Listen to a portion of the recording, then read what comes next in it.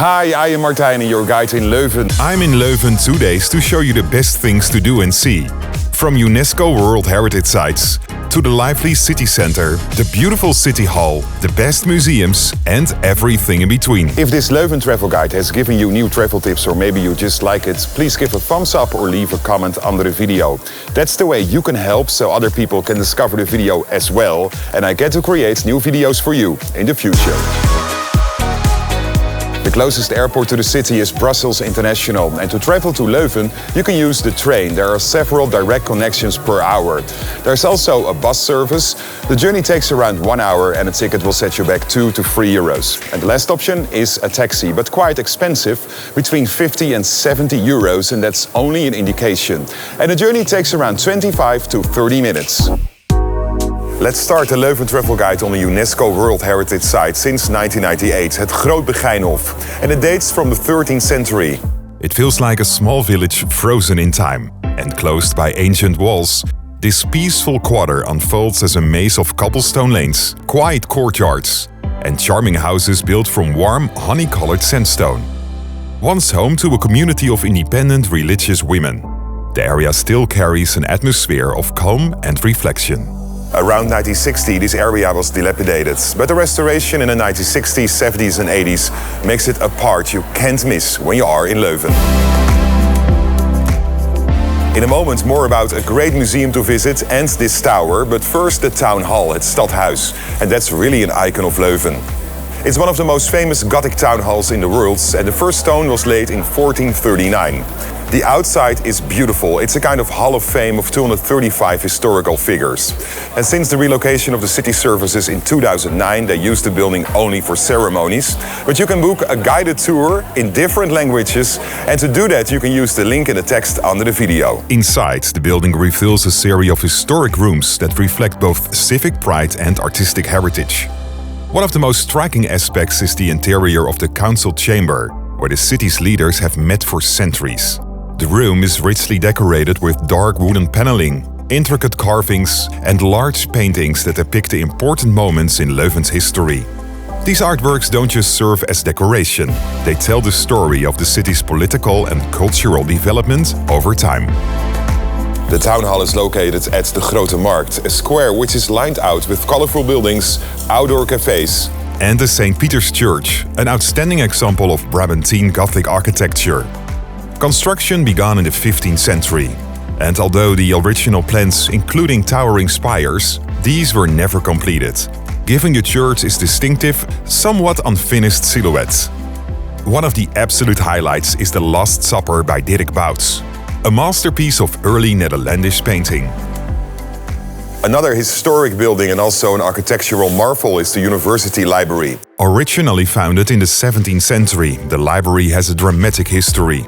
It was destroyed during the First World War, rebuilt and then burned again during the Second World War. What you see today is a careful reconstruction, funded largely by international donations. Inside, the atmosphere shifts from monumental to serene. Wooden reading rooms, soft lighting, and rows of historic volumes create a quiet haven. For one of the best views of Leuven, climb to the library tower. From the top, you will get stunning panoramic views over the city, the nearby Grote Markt, and on clear days, even beyond. And to book your tickets, you can use the link in the text under the video. In a moment, more about beer and a great place for a drink. But first, M-Leuven.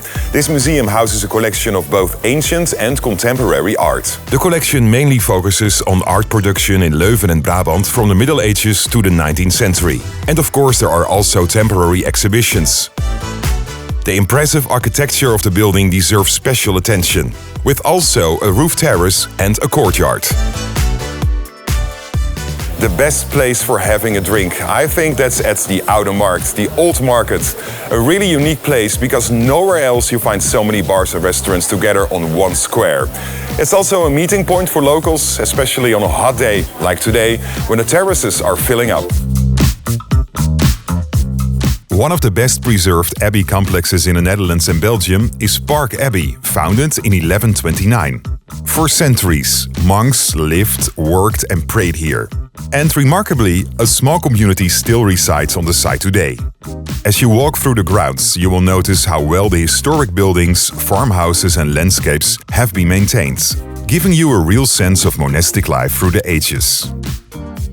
The nearby M-Museum adds another layer to your visits, offering exhibitions that explore religion, art and culture. Leuven houses the oldest botanical garden of whole Belgium. It's called the Kruidtuin. Founded in 1738 as a medicinal herb garden for university students. The Kruidtuin has grown into a beautiful space with a wide variety of plants from all over the world, and one of the city's most peaceful hidden gems. And there is no entrance fee.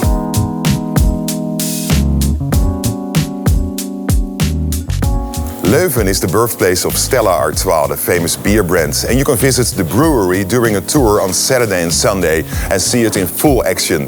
The tour lasts about 2 hours and the ticket will set you back around 14 euros. But when you are here, just like me, on another day, you can visit the Hoorn, and that's the old Stella Artois brewery. And yes, this is a real castle, Arenberg. Although the castle itself isn't open to the public, the grounds are worth exploring. You already saw a lot of historic sites, but the city has also the opposite. A new district with a lot of nice bars and restaurants, the Vaartkom. Once this was an industrial and brewery site, which is now being transformed into one of the hippest spots in town. A perfect district to discover how old and new go hand in hand. What is the best time for a visit? I think between May and September. The warmest months are June, July and August, and the coldest are January and February. Please give a thumbs up, thank you so much, when you like this Leuven travel guide. And if you don't want to miss new episodes, just subscribe on my YouTube channel. It's totally free and it enriches your view on the whole world. Tot ziens. Ciao. Hasta luego.